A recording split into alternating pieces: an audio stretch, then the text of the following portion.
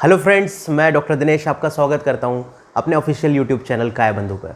आज हम बहुत ही इंपॉर्टेंट टॉपिक जिसका नाम है जॉन्डिस, पीलिया, उसके बारे में डिस्कशन करेंगे। बिकॉज ऐसे बहुत सारे केसेस आए कि पीलिया, जॉन्डिस, बिलीरुबिन का लेवल बहुत ज़्यादा बढ़ जाता है और उस समय पे हम कुछ करने की स्थिति में भी नहीं रहते। ऐसी कौन सी कंडीशन है जिसमें बिलीरुबिन इतना हाई लेवल तक पहुंच जाता है, उसके बारे में डिस्क्राइब करेंगे। नियोनेटल जॉन्डिस के बारे में डिस्क्राइब करेंगे, क्योंकि ये देखने में आता है कि जब बच्चा पैदा होता है और तीसरे दिन उसका जो जॉन्डिस का लेवल कराया जाता है वो बहुत हाई लेवल पे होता है। तो ऐसा क्यों होता है, तो जानते हैं सबसे पहले बच्चों के जॉन्डिस के बारे में, जिसको नियोनेटल जॉन्डिस बोलते हैं। जब बच्चा पैदा होता है तब उसका हीमोग्लोबिन बहुत ज़्यादा होता है, उसका ब्लड बहुत ज़्यादा होता है, लगभग 19 से 20 के करीब होता है, जो कि अगर नॉर्मल ह्यूमन इंडिविजुअल में देखें तो 14.5-15 के करीब होता है।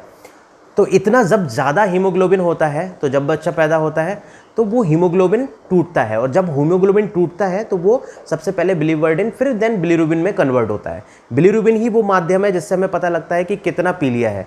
तो 19 से जब 15 के करीब 3 दिन में आ जाएगा, 16 के करीब आ जाएगा, जो ये 3 ग्राम का हीमोग्लोबिन का ब्रेकडाउन होगा तो उसकी वजह से बिलीरुबिन बढ़ जाता है। अब दोस्तों, मैं आपको बताना चाहता हूँ कि जब बच्चे पैदा होते हैं तो आपको ये इंस्ट्रक्शन दिए जाते हैं कि आप इसकी धूप की सिकाई कीजिए। वो इसीलिए क्योंकि धूप ही एक ऐसा माध्यम है कि जो ये बिलीरुबिन इतना बढ़ गया है वो रिजॉल्व हो जाता है, उसकी मात्रा कम हो जाती है। तो अमूमन देखते होंगे आपको तीसरे दिन डॉक्टर बोलता है कि आप बिलीरुबिन की जांच कराइए और वो हायर साइड में निकलता है। तो कोई भी पैनिक होने की ज़रूरत नहीं है। आपको सबसे इम्पॉर्टेंट चीज़ जो है वो ये है कि बच्चे के पैदा होते ही अगले दिन से ही आप उसको धूप दिखाना शुरू कीजिए। 15 मिनट उसका फ्रंट साइड में और 15 मिनट उसके बैक साइड में। देखेंगे आप धीरे धीरे 7वें दिन तक उसका जो बिलीरुबिन का लेवल है वो कम हो जाता है। ये जो जॉन्डिस होता है इसको हम लोग बोलते हैं फिजियोलॉजिकल जॉन्डिस, जो कि फिजियोलॉजी मतलब हमारी बॉडी की जो फिजियोलॉजी हुई है, मेटाबॉलिज्म हुई है, उसी के कारण जनरेट होने वाला जॉन्डिस है। लेकिन साथ में एक पैथोलॉजिकल जॉन्डिस भी होता है। कई तरीके के ऐसे सिंड्रोम्स होते हैं, अगर ये लेवल कम नहीं होता है तो आपको डॉक्टर की सलाह लेने की ज़रूरत है।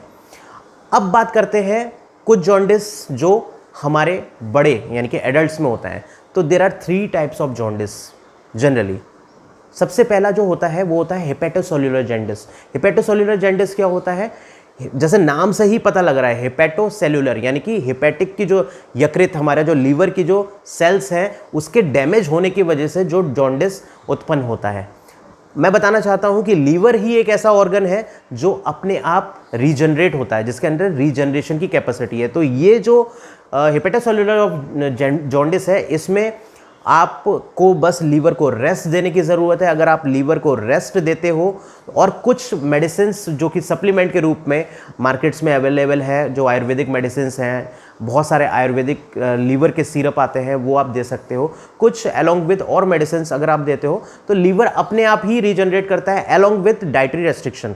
बिकॉज लीवर को काम करना पड़ता है जब हम फैट ज़्यादा लेते हैं, फैट रिच डाइट लेते हैं। तो ऐसी जॉन्डिस में डॉक्टर्स बिल्कुल रिकमेंड करते हैं कि आप फैट का रेस्ट्रिक्शन कर दीजिए। तो अपने आप देखेंगे 10 दिन 15 दिन में लीवर जो है अपना रीजनरेट हो जाता है, और जो आपका बिलीरुबिन का लेवल है, एसजीपीटी एसजीओटी का जो लेवल है वो कम हो जाता है। एसजीओटी एसजीपीटी ये लीवर के मार्कर्स हैं जो हमें बताते हैं कि लीवर कितना डैमेज हो चुका है। दूसरे तरीके के जॉन्डिस की बात करें, इसको हम लोग बोलते हैं हीमोलिटिक जॉन्डिस।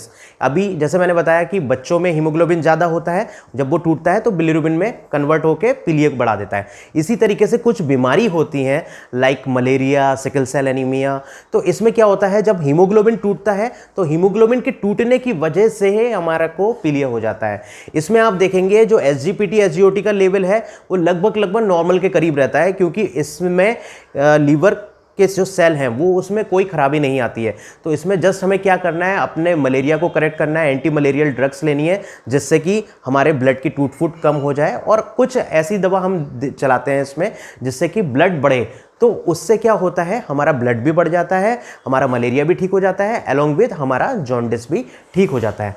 जो तीसरे तरीके की मैं बात बोल रहा हूं, ये सबसे खतरनाक तरीके का जॉन्डिस होता है, बिकॉज ये सर्जिकल जॉन्डिस भी हम इसको बोलते हैं, इसको ऑब्स्ट्रक्टिव जॉन्डिस भी बोलते हैं। यानी कि जो पित्त का रास्ता है, जो पित्त बनता है लीवर में, लीवर से ये कॉमन हेपेटिक डक्ट में आता है, देन कॉमन सीबीडी में आता है, कॉमन बाइल डक्ट में, और आके ये पैंक्रियाटिक डक्ट में खुल के फिर ये ड्यूडेनम में खुलता है, यानी कि हमारी छोटी आंत में खुलता है। तो ये जो पूरा रास्ता है, इसमें कहीं पे भी अगर रुकावट है पथरी के द्वारा, जो गॉल स्टोन्स बनते हैं, या फिर कोई ट्यूमर के द्वारा, या फिर कोई भी लीजन के द्वारा, जिससे की वजह से वहां पे जो पित्त है बन रहा है उसकी निकासी आगे ड्यूडेनम यानी कि छोटी आंत तक नहीं हो पाती है, जिसके कारण क्या होता है, स्टेसिस होने लगता है। रुकावट हुई, और रुकावट कहाँ पे होती है, इन डक्ट्स में रुकावट होती है। डक्ट्स में रुकावट होने की वजह से फिर ब्लड में रुकावट दिखाई देने लगती है in the form of jaundice.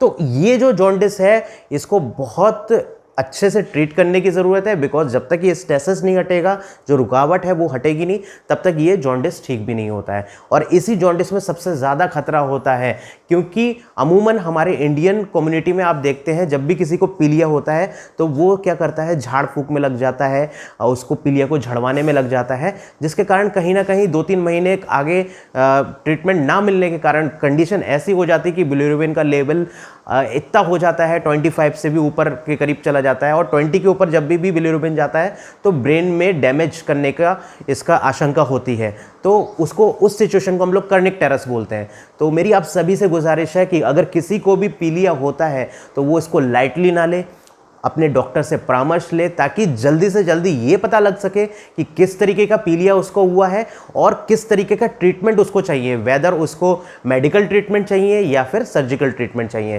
तो मेरी आप सभी से गुजारिश है, इस वीडियो को ज़्यादा से ज़्यादा शेयर करें, ताकि लोगों को पूरी जानकारी हो पाए, व्हाट इज़ जॉन्डिस, जॉन्डिस होता क्या है और वो कितने तरीके का है। तो सिंपली हमें करना क्या है, अपने आप को एसेस करना है कि मुझे अगर पीलिया है, उसके लक्षण कैसे पता लगेंगे हमें, वो बहुत इंपॉर्टेंट है। मैं आपको बता देना चाहता हूँ कि मेरी भूख कम हो जाएगी, मेरे पेशाब में पीलापन आने लगेगा, मेरे आँखों की जो वाइट वाला पोर्शन है, जिसको हम लोग इक्टेरस बोलते हैं, वो भी पीला पड़ जाएगा, नाखून पीले पड़ने लगेंगे। तो ये वो सारे लक्षण हैं जिसके आधार पे आप ये एसेस कर सकते हो कि मुझे पीलिया है। और जितनी जल्दी आपको ये पता लगे कि आपको पीलिया है, उतनी जल्दी आप डॉक्टर्स तक पहुँचोगे, ताकि डायग्नोज बन पाए कि आपको किस तरीके का पीलिया है और आपका इलाज हो पाए। Thank you friends for watching me. Please मेरे चैनल को बहुत ज़्यादा लाइक, शेयर एंड सब्सक्राइब करें।